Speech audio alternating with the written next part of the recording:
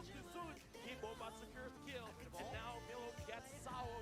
He has to get out Harvey as well. They're fighting back. The Ohio brothers are doing it. They get Boba as well. This work for a big Milo goes in. He finds Harvey, and Harvey, he's trying to get away, but he goes down. Best player secures the kill. Sao as well, double kills for best player. Magister is survived because of Sunset Lover, the Immortality pop, and best player secures the war.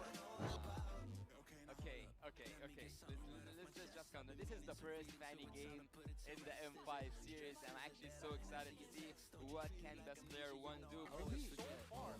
Best player finds Harvey. Harvey, can you run away from this situation? Looks like he cannot. First one for best player 1.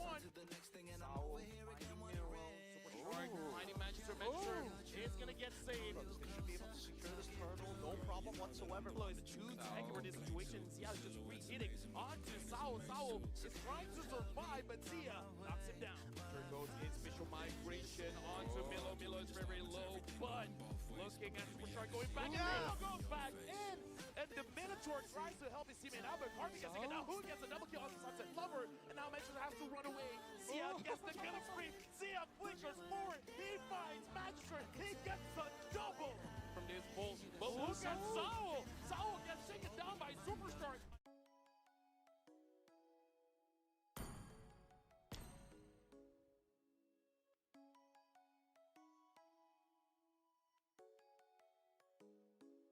God, I love being a caster. It's so much fucking fun. I love saying a wild shit.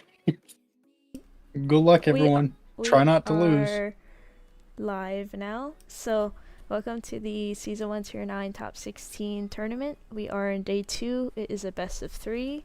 We are now here with the teams 9 Thieves and Apex Predator, and we are going to jump into this match now. Tonight we do have Ezekiel casting for us, so big welcome to him, and let's jump into this match.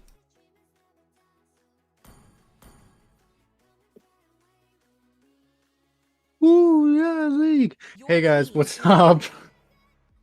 Hey guys, what's up? Welcome to the matchup. The second day of the top 16 picks, racking up the lower side of the bracket. We have the Apex Predators versus the 9 Thieves. I'm definitely excited for this matchup. A lot of love for both of these teams, so I'm really excited to see how both of them comes out. It's not often that I get to say that I don't want to see either of the teams lose. We've got Alicia getting the first ban of the night. Now let's talk about what we can expect to see with some of these bans, or at least what I think we're going to be seeing. So, what we've been seeing traditionally with this tournament so far is we're seeing a lot of mid lane bans, more mid lane bans than we typically do. So I think that they might hang with that, and we do get a Valentina ban right out of the gate. The mid lane characters have been unnecessarily strong this season, and with that being said, their ability to control the direction of a match, which is the primary goal of a good mid lane, it's just so absurd right now that everybody just wants nothing to do with them. And then we're going to see heroes like Joy, characters that are just obviously just such good flex picks and just really strong jungle picks, as well as the really strong mid lane heroes. We're seeing some of the strongest jungle and roam heroes that we've ever seen. You know, with some of these different patch notes that have come out, we're seeing a lot of teams or a lot of characters that are just over the top strong. We are going to see the Nolan ban coming out from the side of Apex Predator. No surprise on that one. Still, even after his buffs, still being one of the most capable heroes on the map of snowballing a game just by getting 1 or 2 kills, especially early in the game. It becomes a very out of control matchup. So, with that being said, Nolan definitely makes sense. Now, I definitely think there's different heroes that we could see popping up. We could see a Balmond, we could see the Yuzong, we could see the Terizala. Different heroes like that, again, are just doing a whole lot of damage. We're seeing a whole lot of effectiveness coming from like Fredgerin and heroes like that as well. Granted, we don't see a whole lot of people banning off those type of heroes. I wonder if we still might. If not a ban, I'm wondering if we're going to see at least one of those pickups on either side of the map. We do see the 9 Thieves banning out the Lunox. Again, a flex character. Traditionally, we don't see Lunox doing a whole lot of flexing, but within this most recent patch, we have found Lunox to be such an effective jungler, a hero that can burst through with a whole lot of damage on her light side of the house, but whenever she chooses darkness over everything, she becomes extremely fast, high burst damages. So typically, we used to see just a lot of like that brilliance ultimate coming from her, but now that she's actually diversified because of everything and how it's unraveled, we do see her becoming one of the more threatening heroes. Guinevere has come out as a ban for the Apex Predator. Not a whole lot of surprise for that. We have seen a whole lot of her capability coming out with her ability to jungle, EXP, or even roam in different situations and still be a tremendous threat. Nine Thieves, they picked up the Claude ban. Really interesting because he's not a character that's like super within his prime right now, but definitely super effective still. Apex Predator locking in the Alice. Alice is... that Blood Ode is monstrous right now. The way that they reworked her, if you're not careful, she absolutely can 1v5 the whole team. I was gonna say I like the 1-1 pickup. I'm kind of sad that they decided to go against it because that is a character who can get outside of that Blood Ode and just chew directly at her health.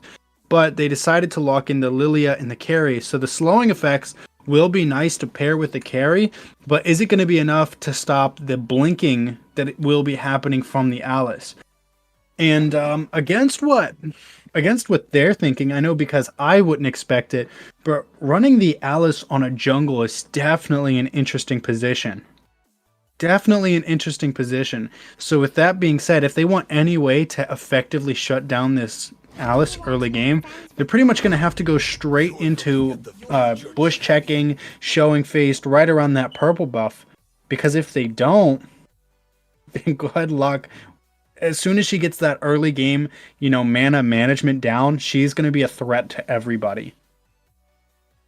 Oh man, Nana and Yuzong, the next pickups. I told you guys we were going to see something. The Yuzong is there, Kazu repping it. But let's see how 9T decides to return it. Right now, the 9T guys aren't out of the water yet. Yuzong, although he is very threatening to the likes of somebody like Carry, who's extremely close ranged, with the mobility that's going to come in from that Mathilda and some of the slowing effects, especially when he's not in that Black Dragon state of mind, is definitely going to be workable. And apply some of the slowing effects, and if Mathilda's there to grant a little bit, that guiding wind, that little bit of extra movement speed, it's definitely going to put Carrie in a position where she can step back from that Yuzong and chew through him. But if he does manage to get his hands on her, she is going to be in a world of trouble that I don't think all of the attack speed in the world could save. Okay, we do see the Ballman ban. I called that up. And we see the Angela ban, again, another flex hero between the mid and roam that even after its nerf is still extremely effective.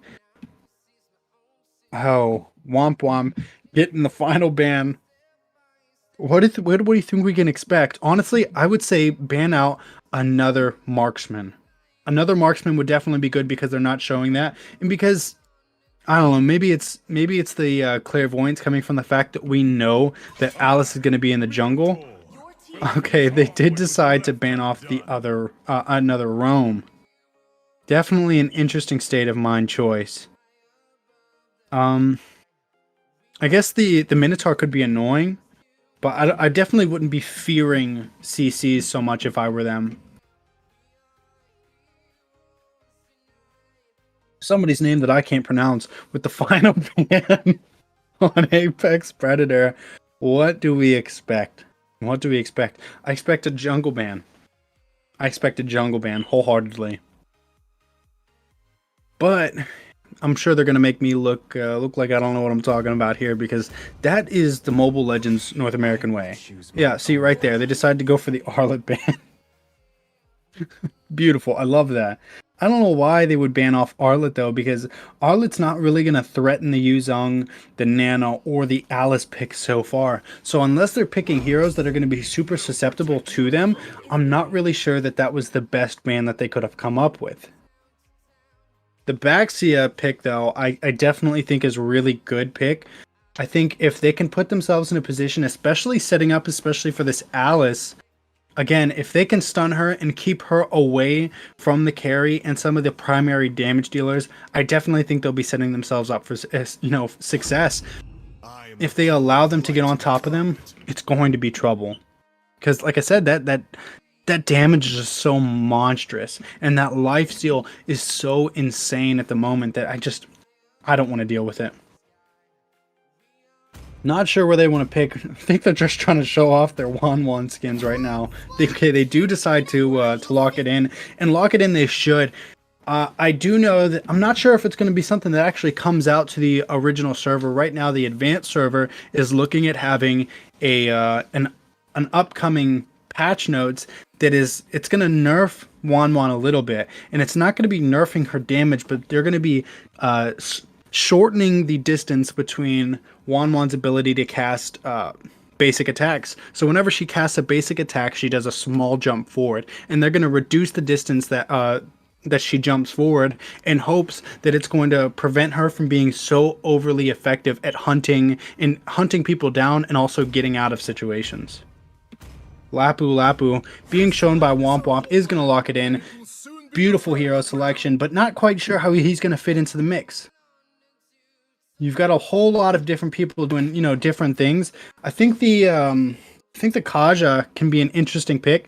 If they can pick off any of those heroes, I think they'll be set up for success, but they don't have a whole lot of burst damage. So I'm not sure that they're going to be able to utilize the Kaja as well as they want to, unless they pull a full-on damage build for Nana and are hoping for her to be able to one-hit people. But anything is possible when you're talking about Mobile Legends North America. I think coming into this, I do think I prefer the 9T team composition a little bit more, with some of the slowing effects and their ability to shut down characters like the Alice or the Yuzong or any of these characters that just run across their face. I definitely think that they're being set up for success with those snaring effects.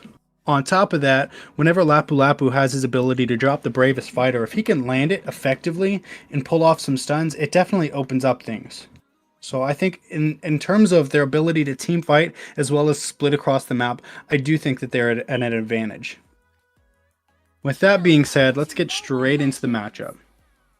Apex Predator versus 9 Thieves. 9 Thieves is going to be on the red side and Apex Predator on the blue side. Right away, we're seeing Alicia making her way through the side of the map, trying to give herself a little bit of vision, trying to open up, see what the Boxy is doing. And as long as she does that, even though she's not right in the face of, giving away any huge information, the information that she is looking to provide is literally Boxy is over here. And what does Boxy is over here mean for us? That means if he's over here, then we're safe. Mathilda putting up a little bit of pressure, doing what Mathilda does, trying to see if she can grab the she tried for it. She definitely tried for it. Trying to get one of the early minions from Alice. I think if she would have, it would have been definitely really cool, because the faster they can slow down this Alice, the sooner that they can, really shut her ability to cakewalk over them out. They're trying desperately to get that Mathilda out. Right now, 0-0. The score's about even with, 100 gold difference going in favor of the 9T guys. We see Boxia trying his best to safely jungle, but Alicia is just doing such a fantastic job of being right in his face and trying to slow him down by any means possible. T is he's trying to pick their fights accordingly, but it is so difficult.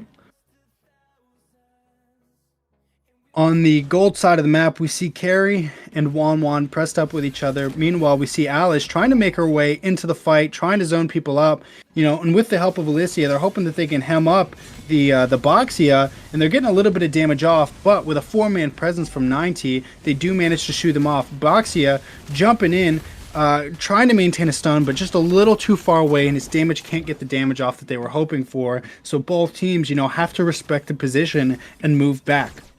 With that being said, Man, look at Alice's mana at level 4. Typically, whenever we would look at Alice, she just fights so hard to have mana, but as we can see, that level 4, just no worries in the world. She almost looks like she can run that Blood Ode infinitely. Alicia looking to make something happen, knowing if she can get her hands on Khan, especially after the black shoes are popped, she'll definitely open up an easy kill on the Lilia, because without the black shoes, you've really got no way of getting out.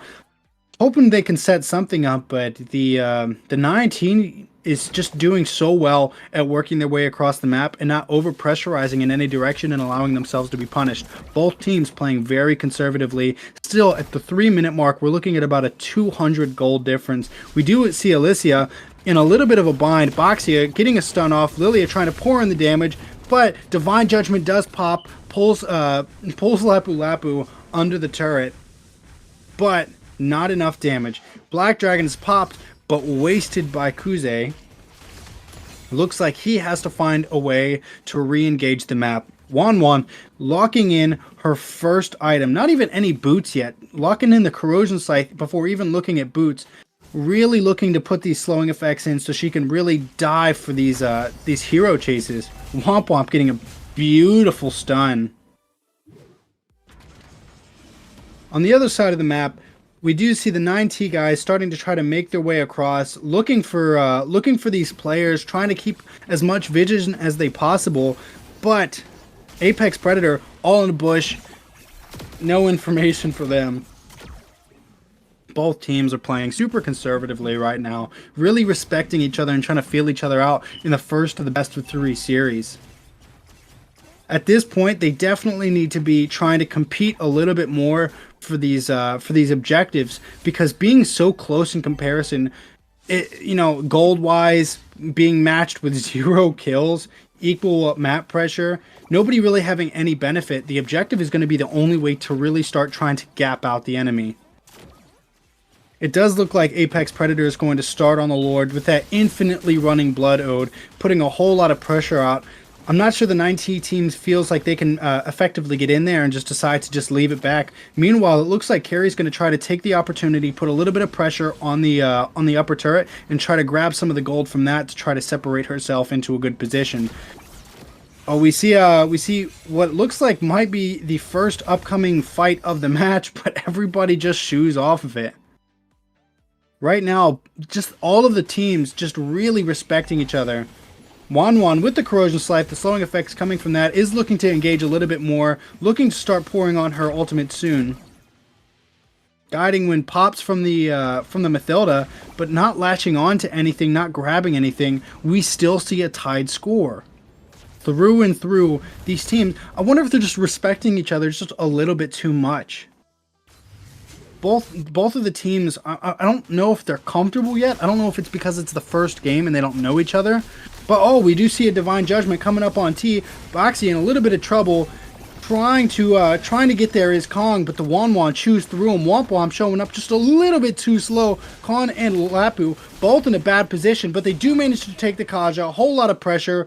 Blood Ode still popped. Alice trying to get out of there, feeling like she might be able to take the win, is trying to feel it out, but does manage to get out of there using a blink stacked on top of the I don't even know what you call that, the the other blink, the map blink.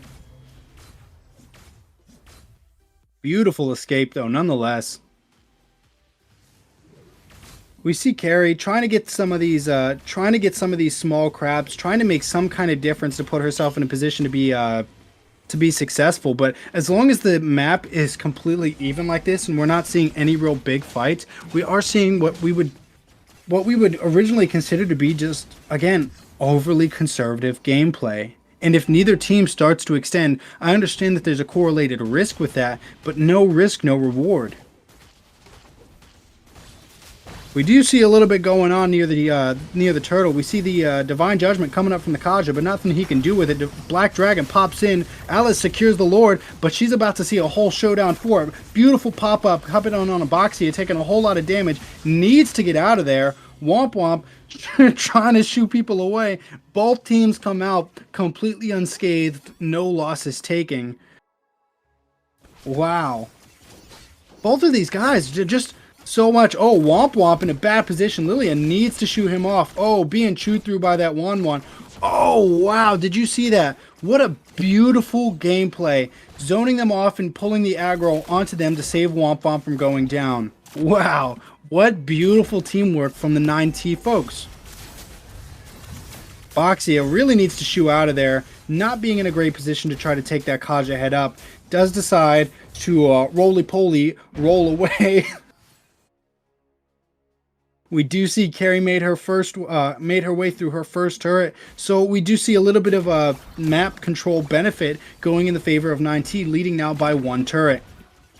1 turret to 2. Oh, Divine Judgment is going to take Lilia out of the match. Boxia trying to press his way in, but didn't make it happen, getting a whole lot of hemmed up damage by Wan, ripped through Womp Womp, trying to buff it out, but sitting on that Blood Ode is not where he wants to be. He can try to sustain all he wants, and he does manage to survive it and give Carrie enough time to take the kill on the Alice. Wow.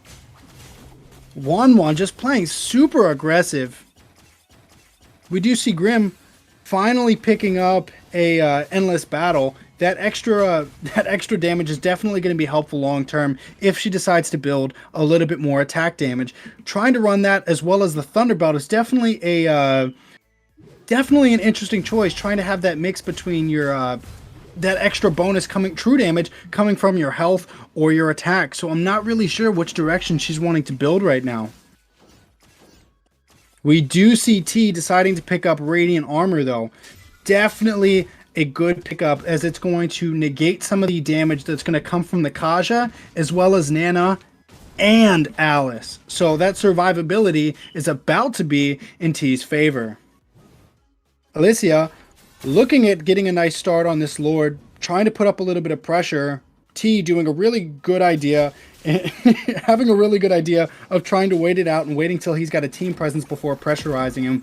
I know that myself, whenever I get into jungle, sometimes you get a little bit excited, especially on that Baxia, and think that you can just go make things happen. So definitely good gameplay on her side of the house to zone it out, wait it out, and wait for the team. Having a 4-4 game pressure coming up. Oh, maybe all 5 of the 9T folks are here, ripping through. Black Dragon pop to try and escape. 3-3, the 9T folks are going to now start their engagement on the Lord. Have to be mindful of that Alice. Have to be. Lapu taking a whole lot of damage, decides to fish his way out. Gotta get that Alice out of there if they want to be able to effectively take this. Wanwa looking for the pursuit. Womp trying to get on there, but goes down to the Wan. Not looking good for them. Lilia goes down as well. Apex Predator taking the positive side of this. Baxia trying to get in there just in time to take it. Did he though? No, he did not. It goes to the Alice as well as the kill on the Baxia. 6-3. Now the Apex Predator can have a wonderful position to start pressurizing and try to take another turret. We see these guys, right? We see these guys trying to be a little bit more in the face and trying to maintain some of the jungle buffs from the other team, which is beautiful gameplay. I know for myself, that is one of my favorite things to do as a jungle. Whenever you have a positive push, putting yourself in the enemy team's jungle and stripping away his ability to effectively work his way back into a buffed position to fight you. Setting up for a really good defense coming from the side of 9T, but they're putting a little bit of stress on that Lapu to defend 2 lanes by himself. So I'm glad they managed to work their way through the Lord, but the Black Dragon is up and they're looking for a fight. T trying to buff out some of the damage. Futaba getting out of there just in time before the 9T folks try to chew through him, not giving the 9T folks a whole lot of opportunity to take control of the situation. We do see the Grim picking up the Brute Force Breastplate, which does give us the feeling that she is going to go in favor of the tank build. We have seen a tank build carry extremely effective earlier in this tournament. I actually think it was yesterday. But last time we saw her, she just wasn't tanky enough. So let's see if Grim has got what it takes to pull this fight into his team's benefit using what could be considered a meta tank build carry. 5-man stack up sitting in the bushes on Apex Predator side, looking to be invasive and trying to bait the 9T folks out, but 9T just not biting. Not biting, but it does give T the opportunity to get back into his jungle and start taking his buffs back. And more buffs as a jungle means more power, and more power means more won fights. And especially from being in a 6,000 gold deficit, you need every advantage that you can get. 45 seconds away from the illustrious Lord coming up. Who's gonna capture it? Boxia trying to grind his way up to a successful point, but that Kaja is so threatening. Alicia doing a fantastic job at just making Boxia question everything. And when I say everything, I do mean everything. There's nowhere that he can go that is safe. Womp Womp looking for an opening, looking to feed himself up and try to make his way into a position where he can stun up the enemy team using his bravest fighter and take positive control. At this point, we don't really know who the primary target is outside of Wanwan. They know that if they can cut down this Wanwan, they can potentially win a team fight, but as long as she stands, they are in a imminent danger. Lapu Lapu trying to start trouble with the Black Dragon, who has popped. Bakazu is going to shoo off without using any real presence. And just like that, the Apex Predator are going to take the Lustrous Lord, number 2. Now all they have to do, pace themselves across the map, wait for a good opening, clear your mains, and then pressurize alongside of the Lord. But right now we know for sure that the Lord is going to be pressured on that bottom side of the map. So that way, anybody who knows me knows I love the split Lord push. I love it. So if they can keep the lane clear and pressurize with one person on top of the Lord, so Yuzong is a great choice for that, and then just shove it down the throat of the upside, they can definitely take at least one turret, if not both, because being in a 9,000 gold deficit is going to be really hard to try to defend anything when the team is split. And it does look like they're going to go for that split push that I was talking about, and they did manage to take the top turret. Black Dragon popped, super invasive, looking to make a set, is going to get right up in the face of the carry and shoo them off. Right now, Boxia trying to keep the Lord off of its tail, but he's not going to be able to do enough, and it looks like it's going to take it anyway. They've lost all 3 of their inner turrets. Coney taking a whole lot of damage, but Apex Predators doing such a fantastic job of putting it up in their face, but not having any minions definitely is going to be hard to take something. And just when the time for the minions to show up, they decided to shoo off, and it does mean that 9T is going to have a second chance at life. 10,000 gold deficit. Definitely going to be hard. I do want to take a second to recognize the 7-4 kill count. We see 7 kills to 4 kills at the 15-minute and 30-second march. What does that really mean? It means that these teams aren't rushing anything. They're being so patient and so collected. We see Wanwan trying to cut through T, but T just beefing out that damage. Still going to go down, but now, oh man, Wanwan taken down again by the Wanwan. Mathilda taken down by Wanwan, sorry. Grim in a bad position. 9T just a little overextended and getting punished for it. Wanwan in pursuit does take out the carry. We're looking at just Lily up to support the rest of the team. You are looking at a 1v5. Can she do it? No, she can't. Instantly killed. And that is going to be a wrap on the first game. Man, so tough is that. Woe is 9T. I know they're upset. Wanwan definitely put in a lot of work, and that is why she got MVP. 7, 1, and 4, 40% of the team's damage, 59% of the team's push. Wanwan was a threat. Straight into this next match. Let's see if we can get a little bit of blood flowing. Let's see if we can get right into it and see if we're going to see a Wanwan ban come out. I think after that game, it's a very strong possibility.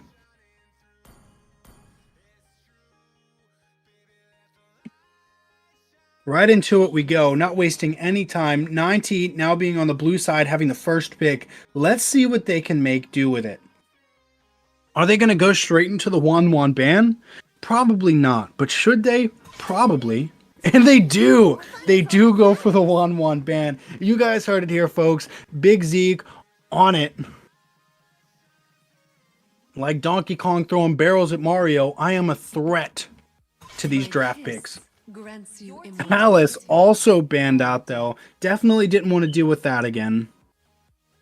Or sorry, Futaba was actually who picked the Alice last game. So I'm actually a little bit surprised to see them banning off the Alice. I expected, if anybody, 9T to ban it out.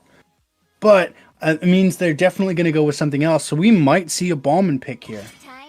We might see a Ballman pick because the Ballman isn't too off from the gameplay style of the Alice. We do see another Joy pick. Or, sorry, a Joy ban. Sorry, guys. I'm a mess. The guy I can't pronounce is, he's up to ban. And I can't say that the AP at this point, with the way that everything panned out, that they're going to go for any real respect bans, like we saw with the Wan, which was just so threatening. I don't think with winning a match by about 10,000 gold, at that point, I don't really feel like you're fearing anything. So I'm really hoping that 9T is going to capitalize on that overestimation that Apex Predators are going to have in themselves and try to exploit that and use that against them. All it takes is a little bit of a cut. All of that being said, I think we might see a little bit more of an aggressive Apex Predator team this match.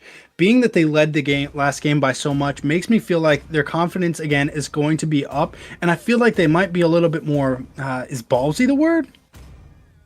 They're going to be more aggressive, to say the least. I think so. I think so. It would make sense for them to be. So I just hope that they're not playing so overly aggressive that, again, that 19 guys are just going to punish them. Because if they do, then they can very quickly throw away any chance they have at snowballing. Lunox coming off as the last series ban before the draft's pick. What do we think Khan is going to do? I think he's probably going to up somebody else. I don't know. Yep, and they do decide to Guinevere Jungle Edition. I thought T was the Rome though. Oh no, I'm mistaken. He was boxing. T was the jungle. T was the jungle. Alicia was the Rome for the other team, and she was killing it last game. I'm not going to lie. She did such a good job. Again, I know I've said it about a million times, but she was just so well in the face of the Boxia that he just couldn't move anywhere safely. So I think that the Guinevere is going to be a little bit safer of an option with that right now. And I definitely think the mobility that's going to come from that is going to free up his ability to escape the Alicia's pressure. But she does pick the Mathilda, so that pressure might still be there. If she locks in a guiding win on top of the Guinevere, not even the dash itself, I think, is going to save her. Locking in the Claude as well. We're going to find out late if that's a good pick, because Claude is such a situational hero, in my opinion. Looking at a Faramis, I'm, again, not really sure if that's going to be the right pick, because I don't see how Guinevere is going to stack well on the Faramis, so they're going to have to pick a little bit slower heroes if they're really going to want to be able to utilize that Faramis for everything he's worth. Futaba, I think we're about to see a pick. Was Alice. Who do we think she's going to use? Do you want to make friends with we don't get to know yet. She ups Baby Legend, locking in a Nana. Love to see that. Kazooie, is he gonna go for the Yuzong again? I felt like he did well as the Yuzong, but I'm not sure if that's the right character for him. There was so many times where he used that ultimate to just do nothing. I'd honestly be really surprised if he does pull it out again. I think Lapu was a good choice for Womp Womp. It does make me sad that they weren't able to utilize him to the full advantages, but it's a new game. It's a new game, and with that being said, anything is possible. Futaba getting the final ban on Apex Predator side of the house. I think she's probably had 3 of these bans. As many times as she's upped other people, I think she's had all the bans. She does decide to ban off the Arlet, though. Again, an interesting pick because I don't see a whole lot of countering coming from an Arlet on that team composition. Right now, both of the teams standing a little wonky. Hopefully, these last 2 picks on both sides of the house are really going to help seal in their comp style. Because right now, they just kind of both have teams that don't work with each other very well. Like if Claude uses his Blazing Duet and gets pulled into the Guiding Wind, like that could be something that like is helpful. But what is Nana gonna do? I'm just looking at this and I'm like, you know, how do these fit into each other? I guess we're about to find out. Kazooie getting the next pick coming up. Is he gonna pick Yuzong again? I hope not. I genuinely hope not. Don't you do? Oh man, he does it. He does it. That hurts, man. That hurts my feelings. I've been waiting for too long. Graham pulling up with the carry again. Is that the right idea though, man? Man, carry again?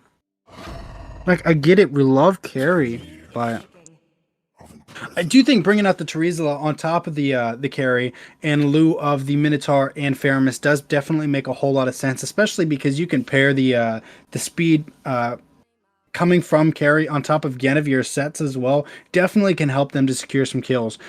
Right now, Fatuba looking at picking up the showing the fanny, showing the X-Borg. I'm not sure what direction she's going to go in, but I definitely think X-Borg might be the best pick. Whenever he pops that last Insanity, it's going to be Insanity because no CC is going to shut that man down. It doesn't matter if you're Minotaur, it doesn't matter if you're Terizla, it doesn't matter if you're Guinevere herself. CC immunity, baby. What a beautiful thing. Right now, I do think I favor the Apex Predator composition a little bit more. They do have a little bit more mobility, and they, with the X-Borg, with the Yuzong, with the Claude, and the Mathilda, I definitely think that they've got a lot of different things that they can bring to the table with the composition. But I do think if they get caught into a team fight, I definitely think outside of that X-Borg pick, 9T can totally take it to him. But without further ado, we are going to find ourselves walking into the second match of a best of 3 between Apex Predators and the 9 Thieves.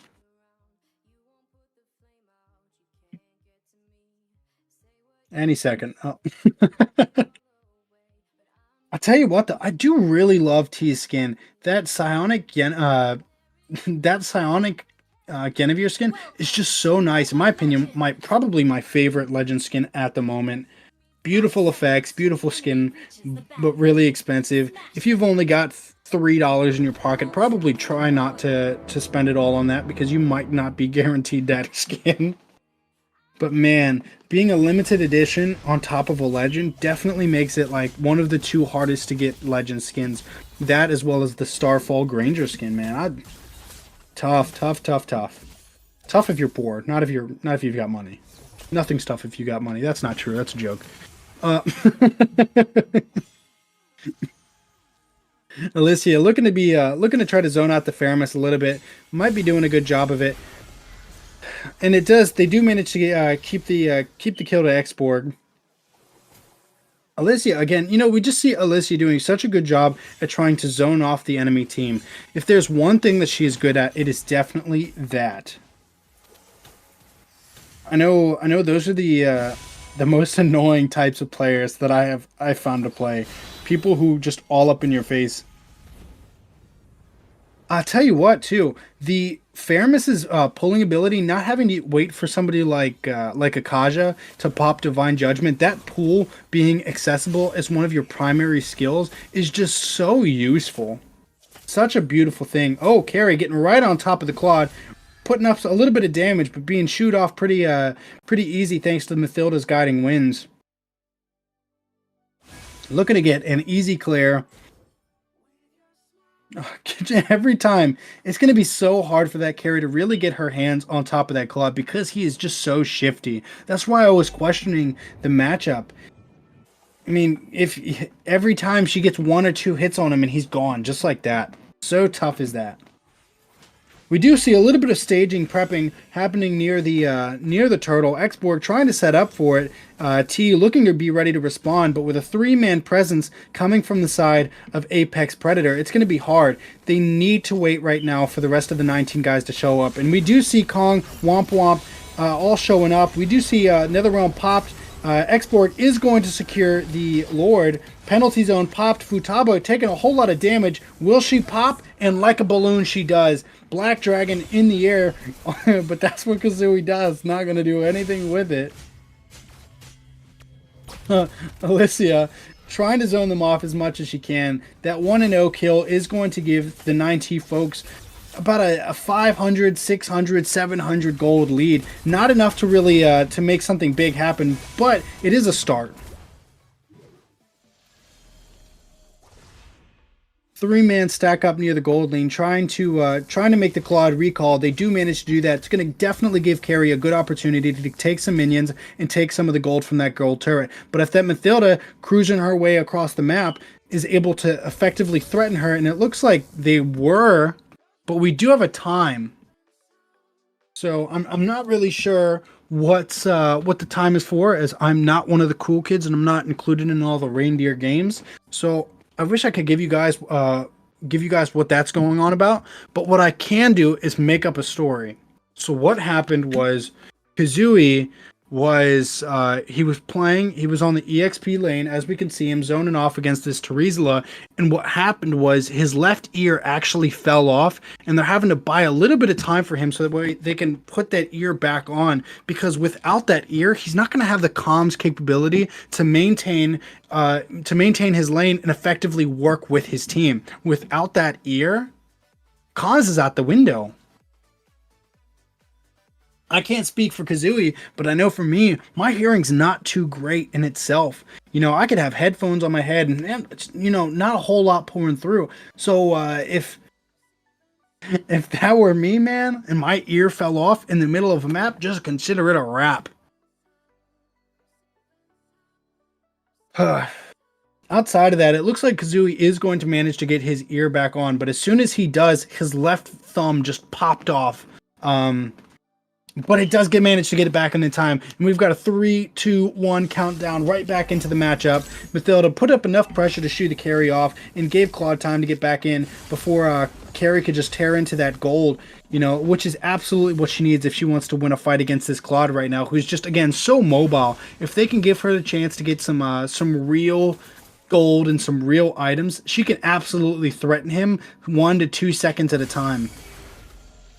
Futaba looking to make her way across, working with the Nana and the Mathilda, trying to zone off and trying to make sure that they're keeping pressure enough across the map, but also keeping the 9T folks busy.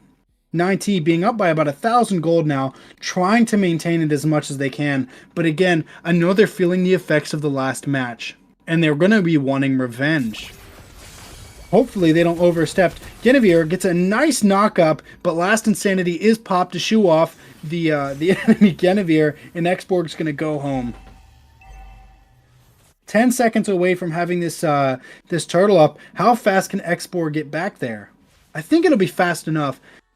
Afnan looking to make his way across, and it looks like he's going to be trying to interrupt the Xborg, but is found by Alicia and Baby Legend just in time.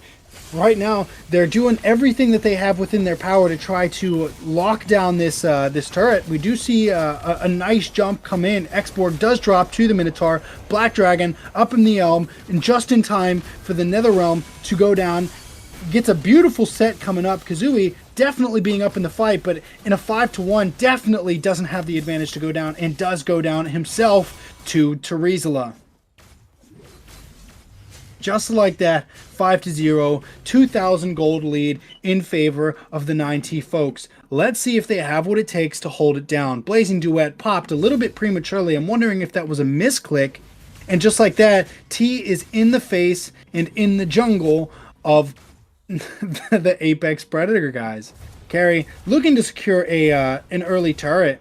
Just too late for her to be able to get all the gold out of it, but it is a turret nonetheless. Just like the last game, we do see early map control going in the favor of the 9T folks, but last game they also didn't hold it. So with the gold lead now, I'm wondering if they're going to be able to play well enough to snowball through the AP guys and put themselves in a position to bury them, the same thing that the AP did to them last game, or if Alicia, in all of her glory, is going to be able to effectively zone them out and keep them back just long enough for them to build their items and get back into the match. Right now, though, it's a grim fight if they dive into it. Little bit of pressure going on the bottom lane. Kazooie trying to make his presence known, trying to get in under one of these turrets if possible.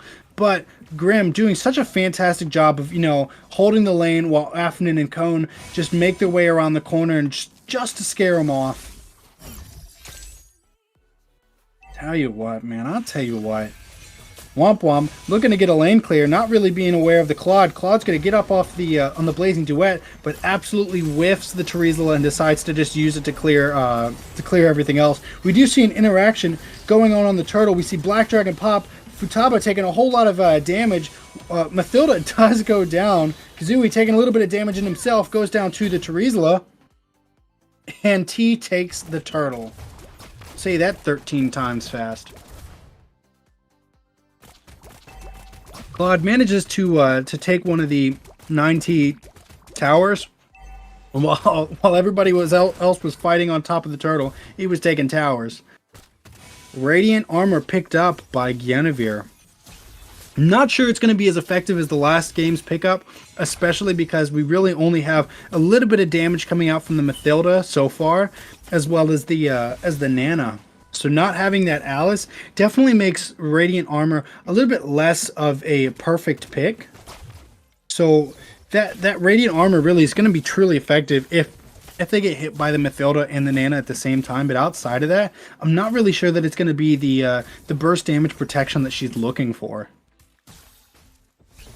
If we do take a second to look at the items, we'll see Mathilda decided to go for the Flask of Oasis. Definitely an interesting pick. She's wanted to get the healing, but who is she providing the healing for? She's trying to keep herself just pokey, I guess. We see Kazooie had locked in the Dominance Ice. Fantastic option for trying to shoo off the carry and the Terizla's ability to sustain themselves within the fights. Back into the match we go, though. We see a nice stretch across the map coming from the Apex Predator folks. We see 3 people making their way across the bottom or the mid side of the map, bottom side moving mid. Oh, we do see Guinevere try to shoot in and take Claude, but just whiffs. Nana trying to clear the lanes and keep things moving. But we see Guinevere being a little bit more aggressive right now. 8-0, leading by 5,000 gold. A team fight's definitely not going to be in the favor of the AP folks right now. They definitely need to play smart. If they lose this Lord, they're going to take a lot of pressure, so they need to be making their way over there right now. And we do see them do exactly that. 4 bodies making their way across the map. Guinevere gets a beautiful purple Requiem, popping up the damage. They are going to deny Futaba's ability to use that last Insanity. We see the penalty zone drop and Export does go down. Alyssa taking a whole lot of damage, trying to get this carry off of Bert, but just can't do it. Womp Womp, scaring AP folks back across the map. 11-0. Just dominating the match is 9T right now. While these guys are taking this Lord, I love the fact that the Terizla is on the mid, creating a pressure right there that is going to require them to have to attend to. I like it because it gives them enough time to not be challenged. Because any stray body, if you put enough pressure on the jungle, can cause the jungle to not be able to cast that, that last second retribution to secure the kill. And then just like that, you'll lose it out. But whenever you split that pressure across the map and put it on one of the lanes, it makes it really hard to effectively defend.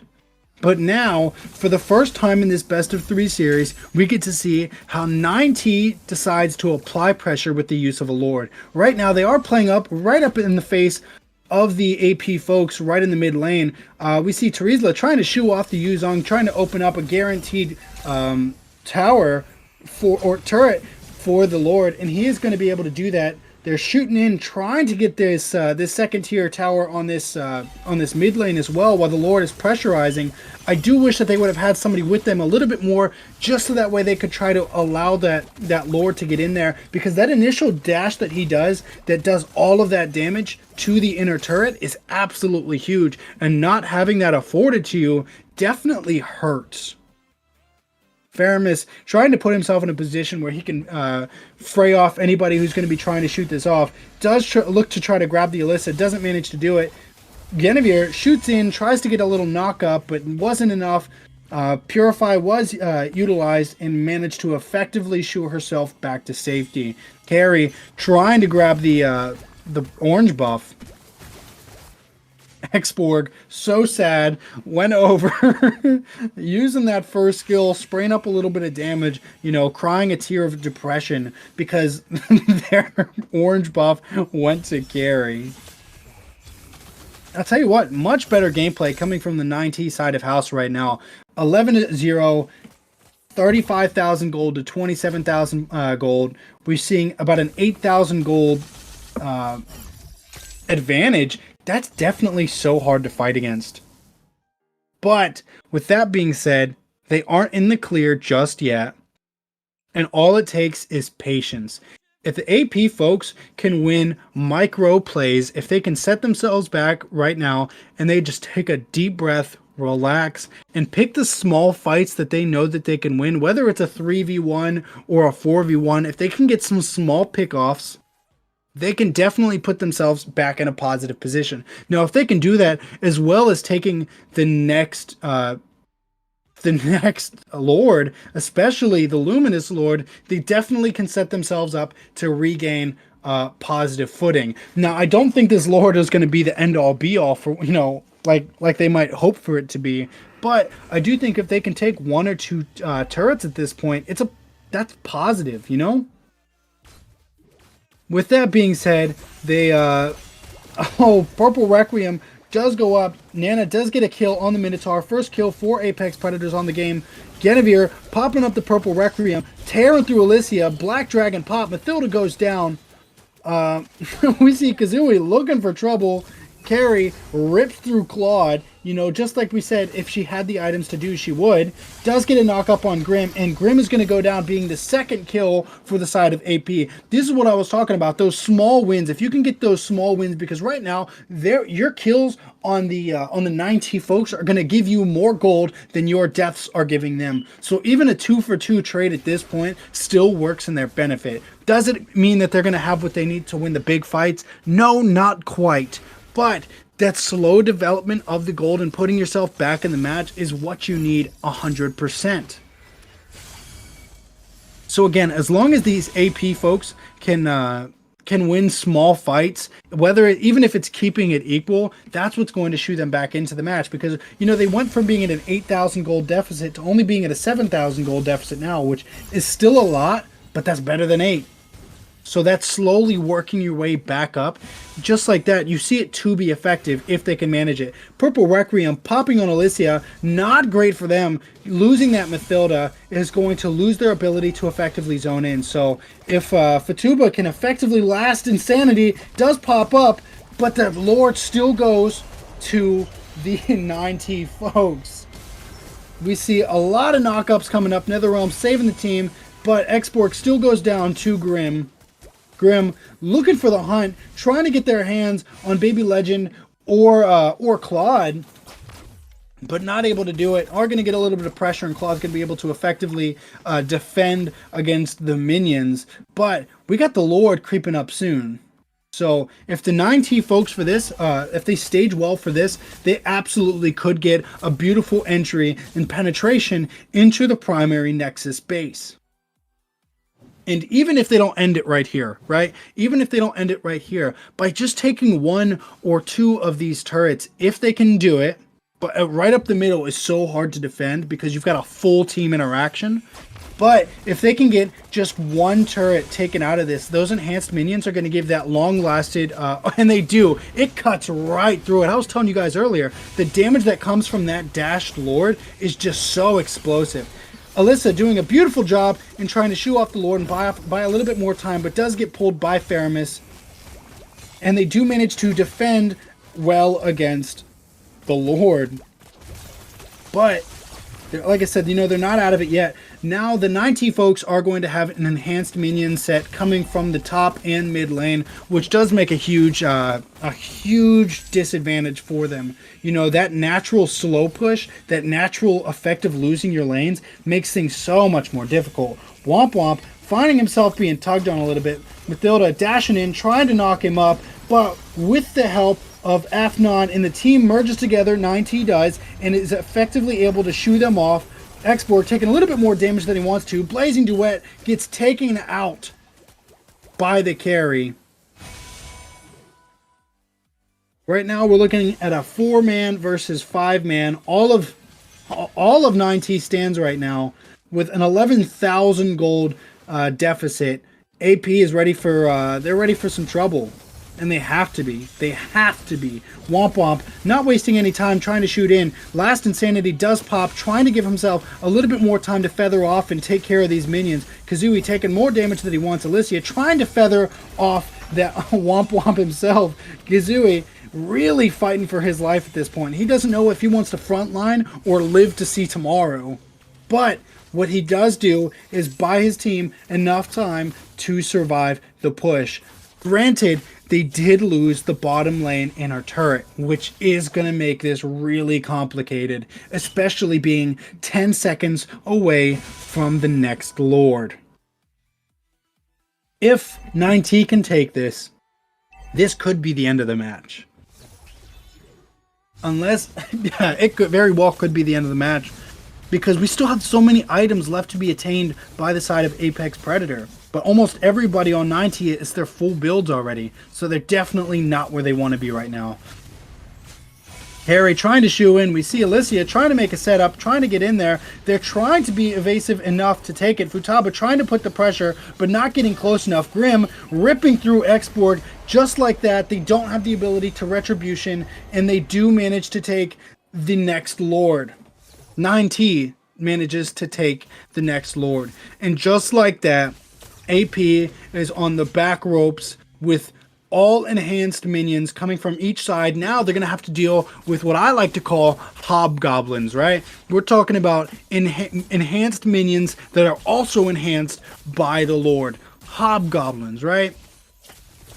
The hobgoblins are such a threat to all the lanes because they can, one group of them can almost cut down the entire nexus, primary nexus by themselves, even just a set of 3. So if you're not effectively managing all of your lanes right now and clearing the minions right by themselves could end it.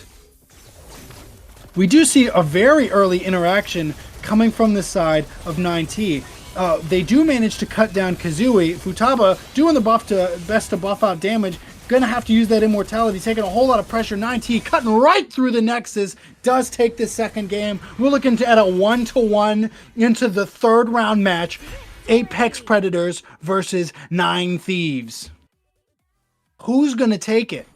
I'll tell you what, by not having that 1-1 present, Apex Predator played a whole different game. Tough game, tough game. Your MVP was Baby Legend on Apex Predator side of the house, and they were 1-0-1. That's how you know it was a tough game. 18-2, MVP Womp Womp, 4-0-13. Good game, good game. But just like that, I want to see this final matchup.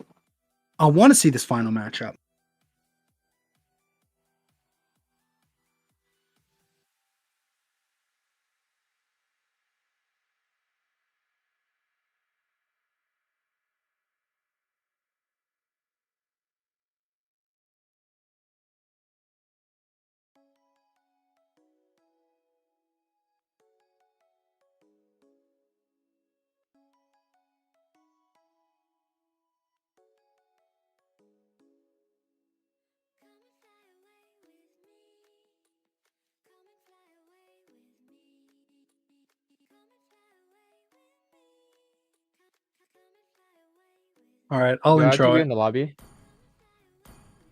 Exio needs an invite to log.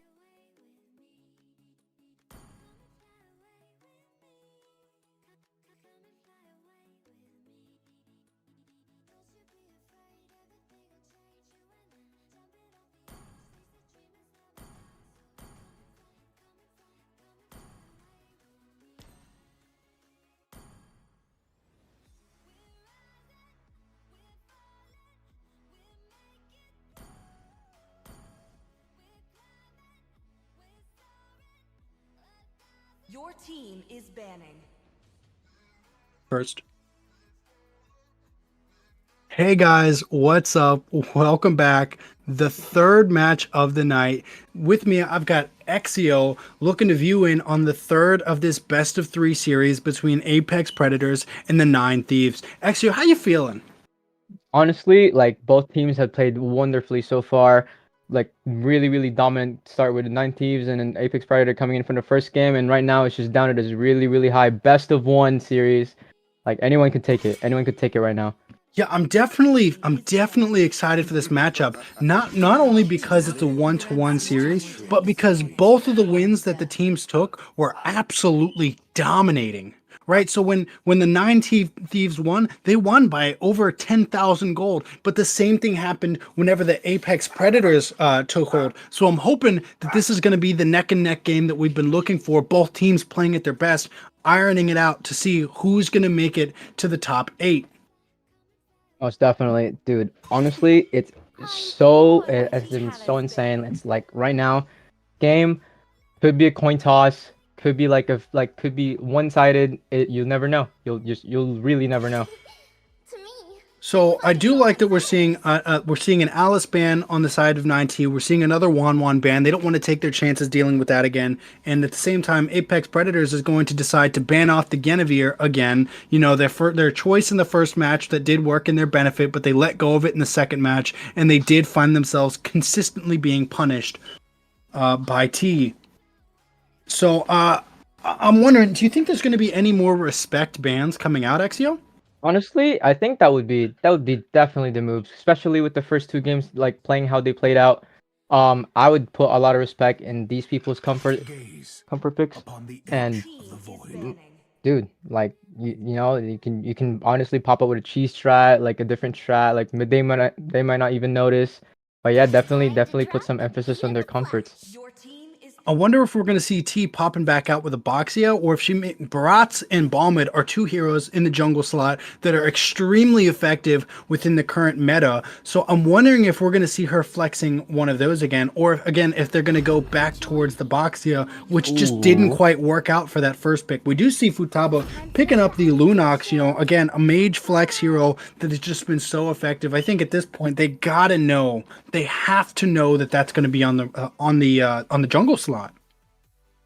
Yeah, honestly though, Lunox really flexible right now. Really high priority pick in a lot of ranks, especially in the PH.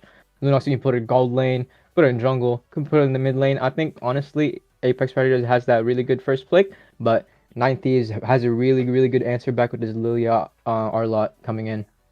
So really good heroes, but again, you know, once that brilliance pops, I mean, those slowing effects and those snares really become irrelevant. So Futaba can definitely try to answer, you know, well against those 2 enemies specifically.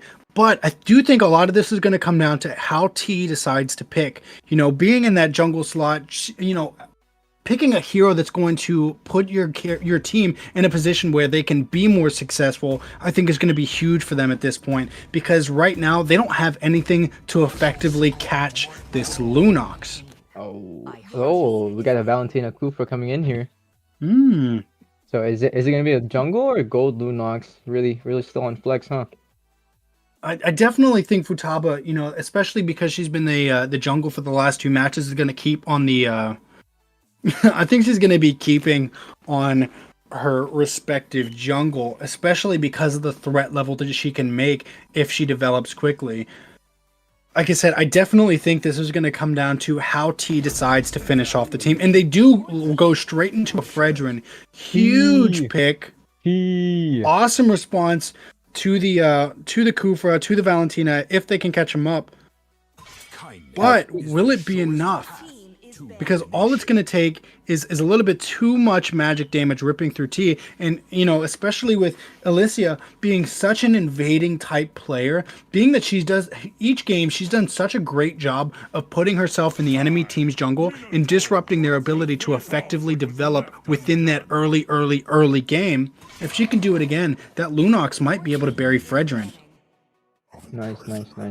And honestly though, T coming in, this Fredrin pick, sticking with his utility comforts, I guess, and then the 9 Thieves looking like they're banning out the EXP pool, and Apex Predators coming in with this Roam choke.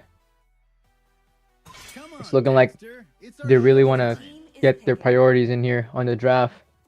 Might pick up Matilda here, I'm guessing, coming in from 9 Thieves. I'm wondering if Grim's going to pick Carry again. They picked him the last 2 games, and I'm not sure if they're feeling froggy enough to catch him with the second one. Definitely. Carry can definitely make something happen with the Arlet, with the Lilia, so that's definitely a viable pick right now for them. I would also be kind of surprised knowing Grim if they decide to go again. They do lock in the Carry. They do lock in the Carry. A tank carry has been popping up in his meta recently, so I wouldn't be surprised that they prioritize that. Yeah, Grim's been on Carry every single match so far. In the first match, she was a little bit off, but the second game, she definitely did a great job in picking it back up. Kazooie finally showing something other than a Yuzong. He must have been listening to me, giving off those hate vibes.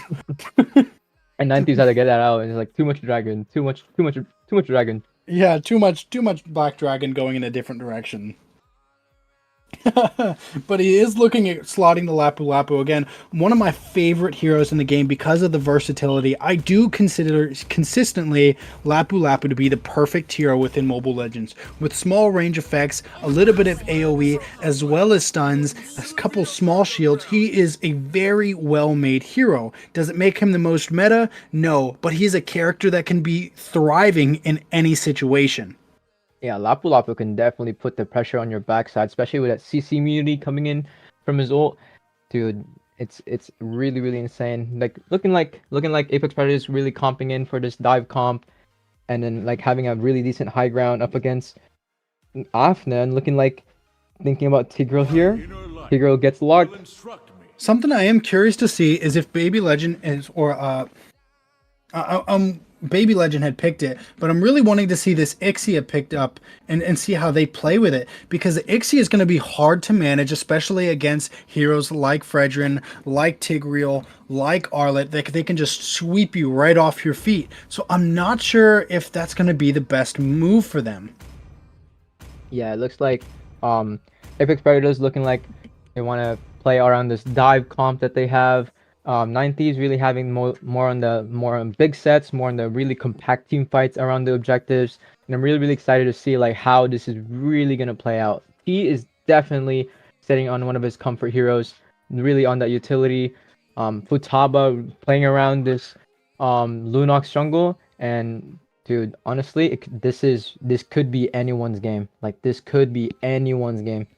Absolutely, I agree. Whenever you look at the team compositions on both sides of the house, they just both have so much versatility and fighting around different sides of the composition, where we do see the Apex Predator a little bit more geared towards being able to spread across the map, as well as having these small team fight interactions, versus the 9T folks having more of that, again, just as you said, that objective team fighting style, with a little bit of versatility outside of that, but primary focus is going to be those big team fights. So the question that it comes down to is, in the best of 3 finals between the Apex Predators and the 9 Thieves, who is better at what they do?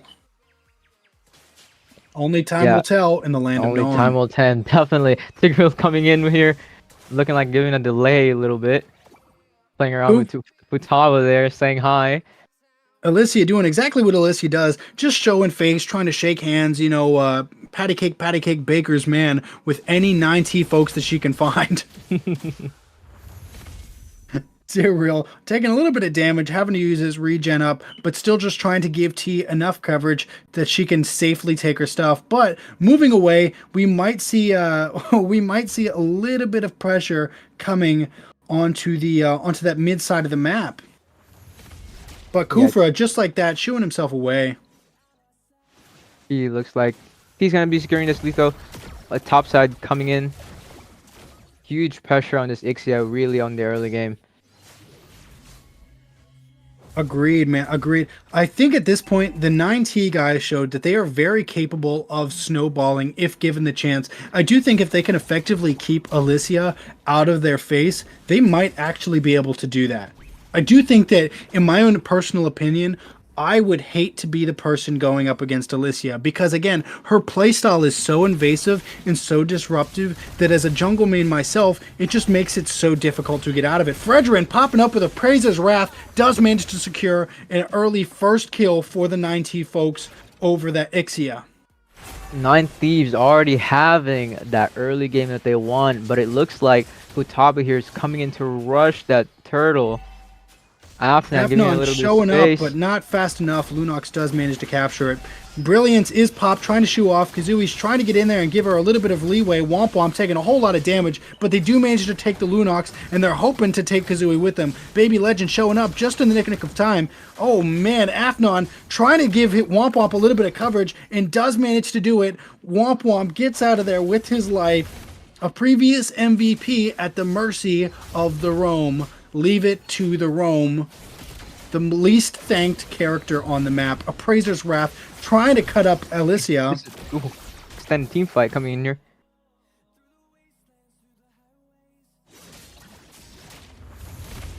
We see the 9T folks not wasting any time to get back into the jungle, trying to take, positive control over their primary objectives, which is managing their lanes and taking the jungle. Maintaining this healthy, conservative, relaxed playstyle while also being, close enough to each other that they can check these team fights, right? So like right now we're looking at T. If you look at T's positioning, they're in their jungle, they're doing what they have to do, but they're also close enough to Tigreal and Carry that if an interaction comes from the Kufra and the Ixia, he's right there with it. And just like that, within seconds, you'll have a 3v2. Alicia not liking the pressure that she's seeing from Afnon and T, having to push off out of there, knowing that they're a little bit trapped up. Lilia's doing a fantastic job of making sure Baby Legend can't join that fight. But are they ready for the Lunox? The pressure begins.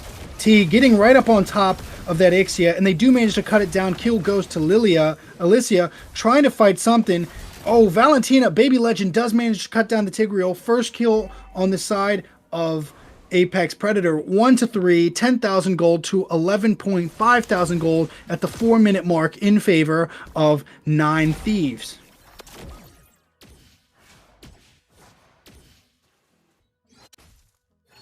Looking like they're going to start setting up for the second turtle of the map. I'm wondering who's going to take it. Alicia very present, Baby Legend very present, but Lunox just lagging a little bit behind. Are these 9 Thief folks going to be able to pressurize it enough to prevent the enemy team from effectively getting in and disrupting and taking this turtle? It does look like they will. T on it and about that life takes the turtle.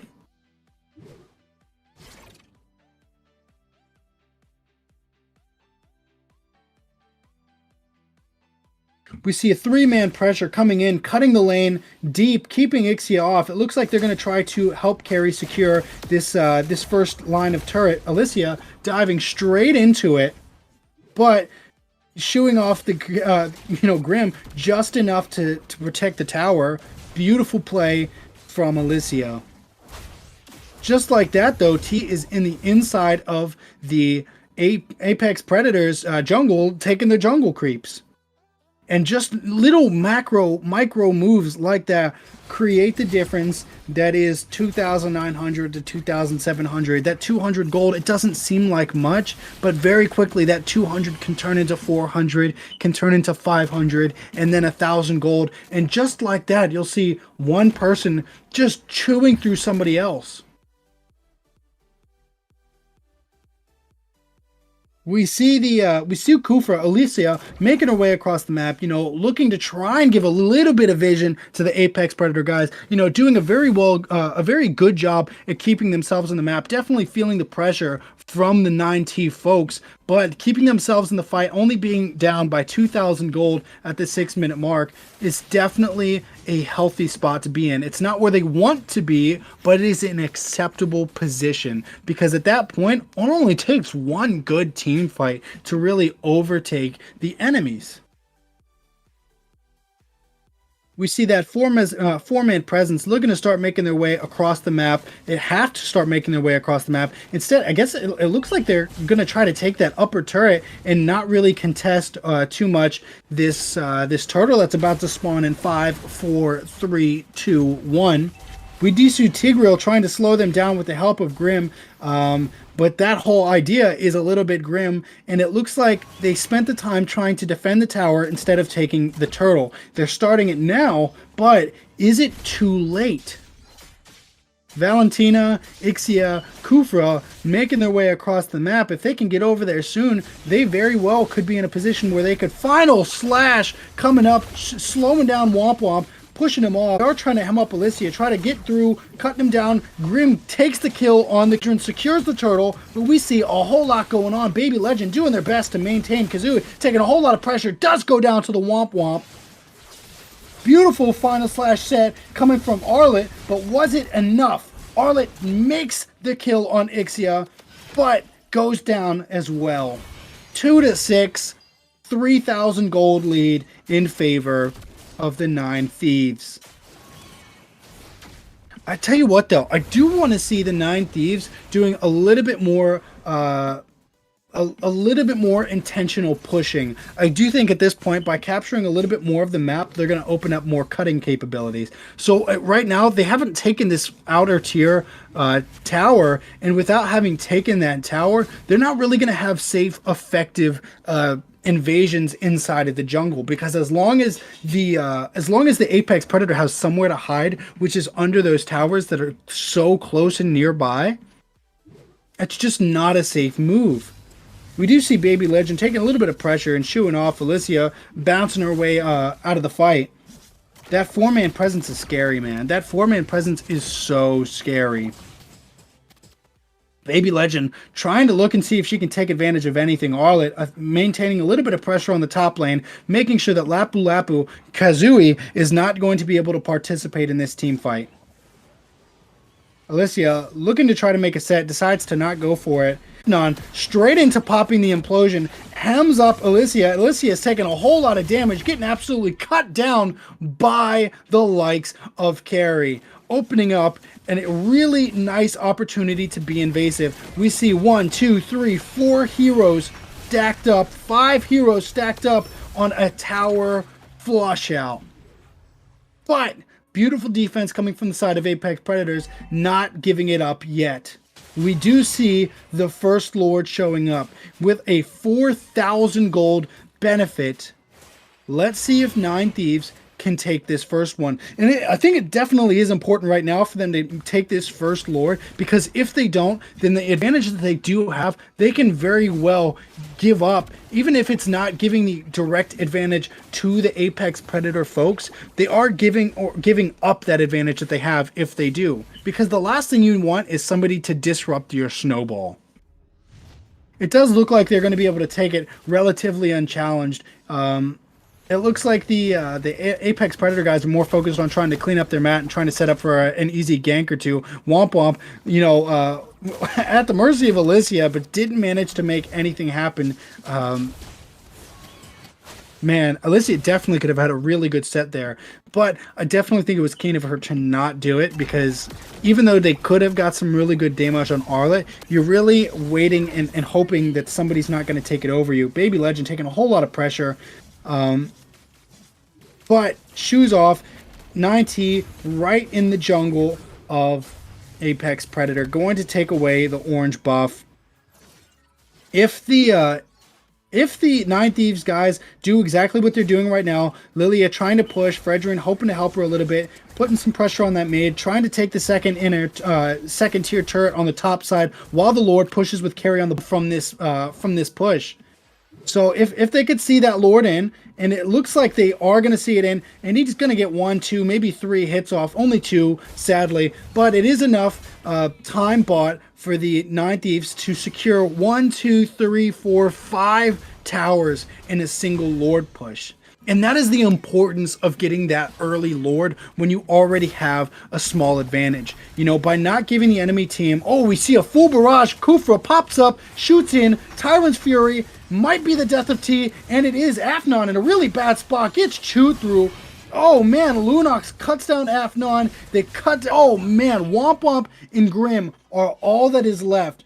Beautiful gameplay from the side of Apex Predators. Although they took a lot of deaths with that team fight, they did manage to take a lot of kills as well.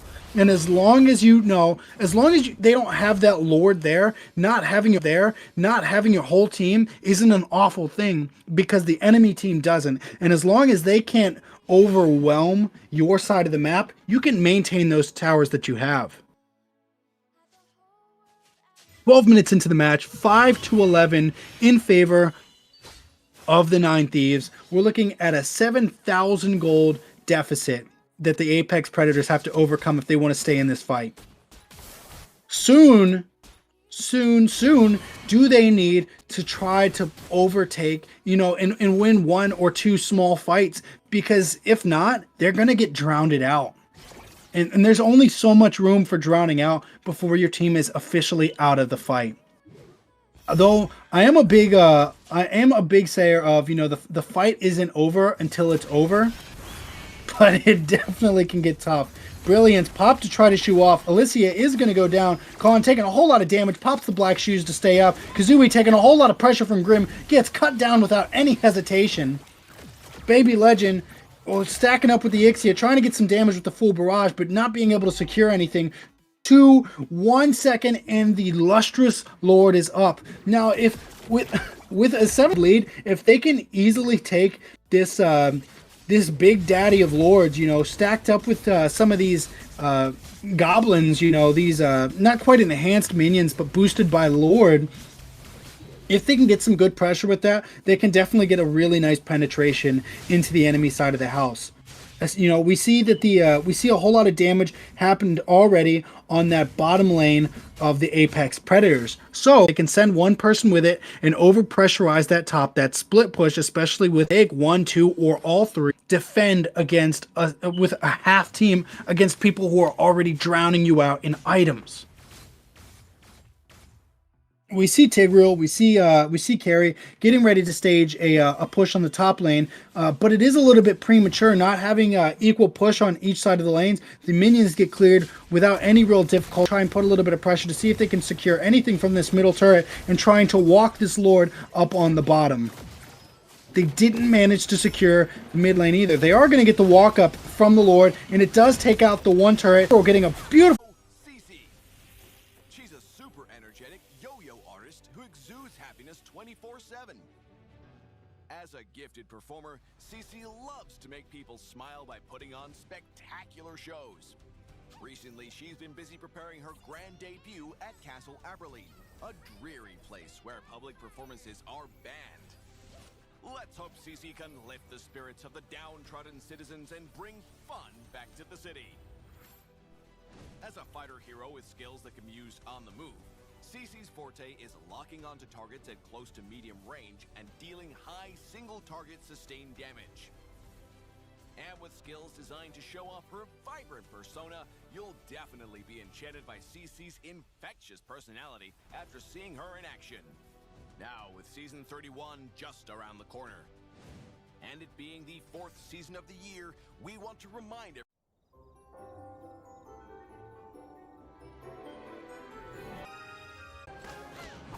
Almost showtime.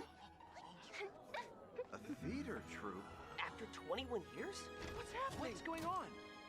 Look, what's a theater troupe? Halt! Both performances are prohibited in Castle Aberley. No performances! No performances!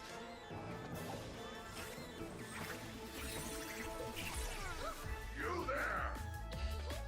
Answer her! You guys are invited too! Over the next 50 years, Master Khazar taught our ancestors how to harness the power of Spirit Sand. In the Kirin Temple, he proclaimed, "It is time